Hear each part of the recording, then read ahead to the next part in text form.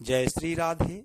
आज का सत्संग, आज का ज्ञान परम पूज्य श्री हनुमान प्रसाद पोद्दार जी महाराज की पुस्तक सरस प्रसंग से। भगवान के आने में देर नहीं। परम पूज्य कहते हैं, श्रद्धा और विश्वास पूर्वक भगवान को पुकारें तथा इतना अंतर्भाव रहे जो भगवान को द्रवित कर दे और उनकी कृपालुता पर परम विश्वास रहे। प्रार्थना करने मात्र की देर है, फिर उनके आने में देर नहीं है।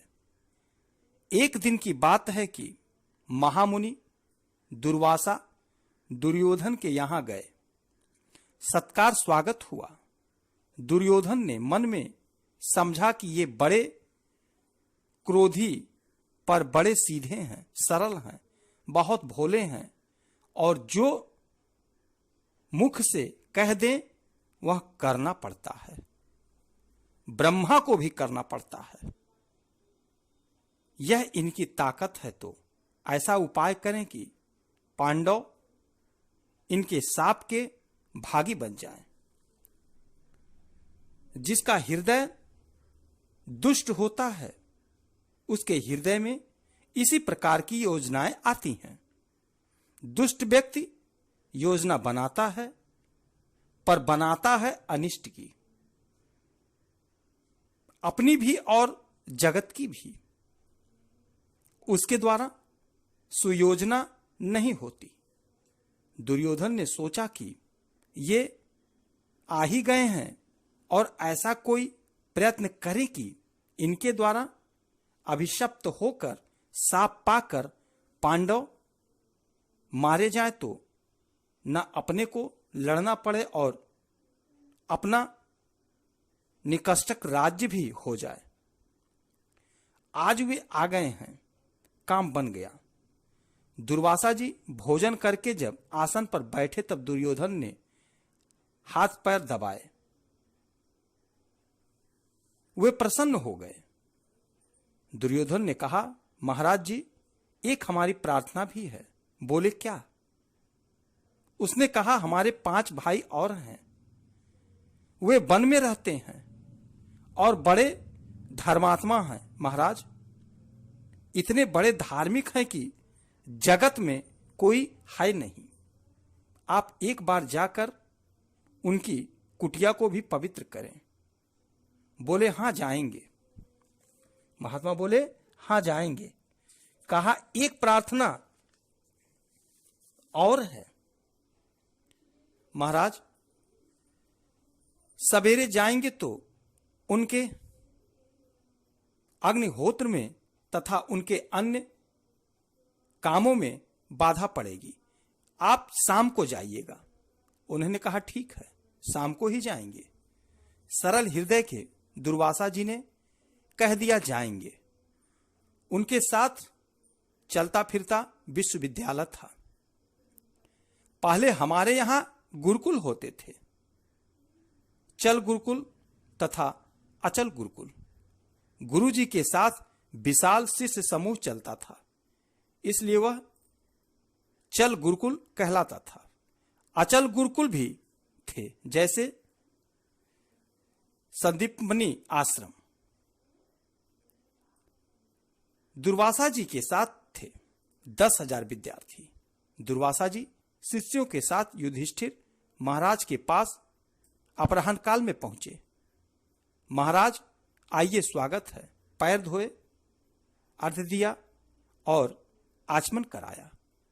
महाराज भोजन। दुर्वासा जी बोले, अच्छा, हम नदी तट से संध्या करके आते हैं, शाम हो गई है, तब आकर जिमेंगे। वे तो चले गए। इन्होंने पीछे से द्रौपदी को बुलाया। बोले, द्रौपदी, क्या होगा? द्रौपदी बोली, महाराज, मैं तो भोजन कर चुकी। उसे सूर्य भगवान का वरदान था कि जब तक पात्र का भोजन द्रौपदी नहीं खाएंगी तब तक उसमें से भले लाखों आदमी आकर खा लें, पात्र रहेगा, अच्छा रहेगा। किंतु जब द्रौपदी खा लेंगी तो उस दिन पात्र में से और भोजन सामग्री नहीं मिलेगी। द्रौपदी क्या करती कि सभी को भोजन कराने के बाद अतिथियों की अभ्यागतों की तब तक बाट देखा करती।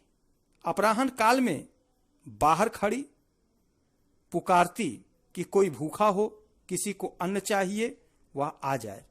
जब दूर दूर से लोग आ जाते, भोजन कर लेते, तब द्रौपदी भोजन करती।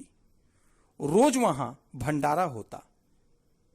एक दिन नहीं, दूर दूर के लोग आते कि भाई वहां मिलेगा ही, और मिलता ही था। किंतु आज तो द्रौपदी भोजन कर चुकी थी। बोली, महाराज मैं तो भोजन कर चुकी, अब कोई सामान तो वहां है नहीं। धर्मराज ने कहा, अब क्या होगा? द्रौपदी बोली, अब क्या होगा? डरते क्यों हैं आप डरते क्यों हैं? मेरे श्री कृष्ण कहाँ गए हैं? धर्मराज बोले, वह तो गए न द्वारका।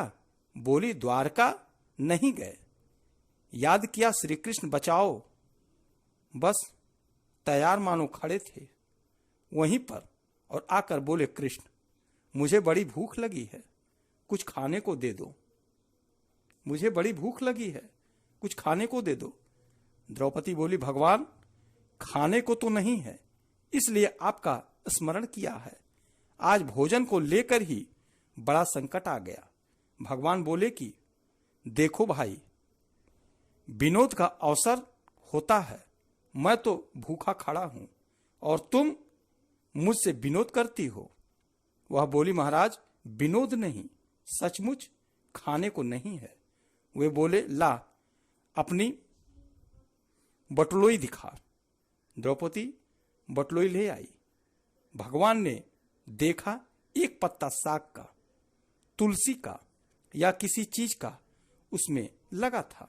भगवान ने पत्ता उठाया और कहा, तू कहती है कि नहीं है, यह तो सारे विश्व को तृप्त करने के लिए पर्याप्त है, क्योंकि इससे तृप्त होंगे विश्वात्मा, सारे विश्व के आत्मा तृप्त हो जाए।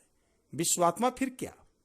भगवान ने उस साग का एक पत्ता खाया और खाकर कह दिया, सारा विश्व तृप्त हो गया। कहने भर की देर थी कि सारा विश्व तृप्त हो गया।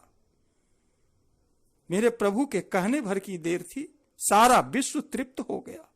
उधर 10,000 विद्यार्थियों सहित दुर्वासा मुनि नदी से लौटकर आ रहे थे और उन्हें डकार आने लगी। सभी के पेट फूल गए और सब आपस में एक दूसरे को देखने लगे। दुर्वासा जी ने कहा, अब यहां से भागो। भगवान के कहने पर जब भीम सेन और सहदेव दुर्वासा जी को बुलाने नदी तट पर गए, तब उन्हें भीलों ने बताया कि महाराज वे तो एक दूसरे रास्ते से भाग गए। यह है सकाम भक्ति में भगवान का एकांत विश्वास। सकाम भक्ति हो और निष्ठा यदि अनन्य हो तो वह अनन्य निष्ठा सकामता को नष्ट कर देती है और प्रेम दे देती है।